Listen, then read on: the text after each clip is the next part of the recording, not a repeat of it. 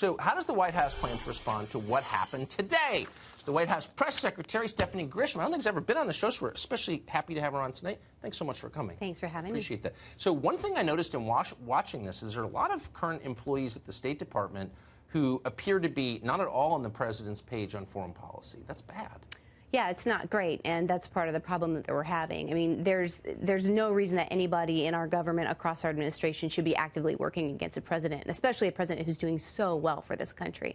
So, like, as a constitutional matter, if you believe in democracy, then legitimacy comes from votes. No Foreign Service officer got elected to anything. Correct. Aren't they constitutionally bound to carry out the foreign policy of the president?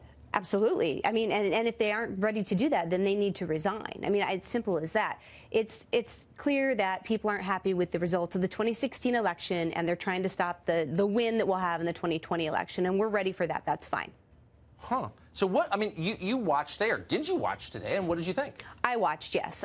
Look, the two star witnesses couldn't even say that they've ever met the president, the two star witnesses. There was a quote, actually, that said, hearsay can be much better than evidence from a Dem. I don't understand how that's even possible. So today was a joke. It was a public joke, which I'm happy the American people got to see, which was different from the last 2 weeks when everything was held behind closed doors. It was all a sham, and it's going to be very easy for the rest of this week for us to fight back. So you said, I watched, but your inflection suggested that others didn't. Did the president watch? No, the president was working. He was down in the Oval at 8:30 this morning, and he was in meetings all day. As you know, we had President Erdogan from Turkey come in, so he had a foreign visit, and then he met with many other people, and he was working well into the evening before I left to come here.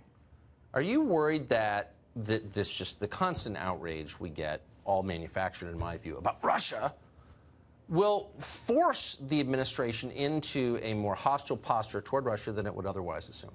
No. I think that the president has been very tough on Russia. I think that the president has an obligation to work with all foreign leaders all across the world. But I'll tell you what, we're not worried about what the country or what the swamp is thinking. If you go out into the country, when we go out into the country, this president is so popular. I'll mention the LSU-Alabama game.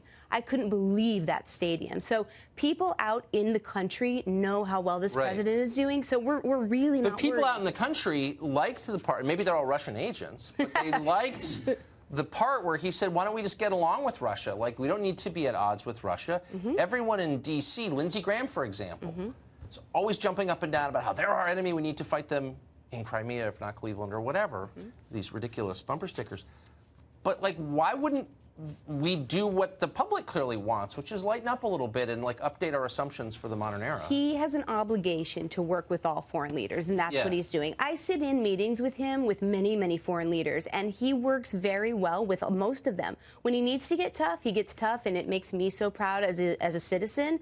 But, yeah, he's got an obligation to work with everybody, so he'll do that. He'll do that with Putin. Last time I saw you, you were staying next to Kim Jong-un. Yes. And I'm not implying anything here. I don't think you're a North Korean agent. No rumors should start there. Great to see you. Thank you for coming on tonight. Thank you. Thank you for having me.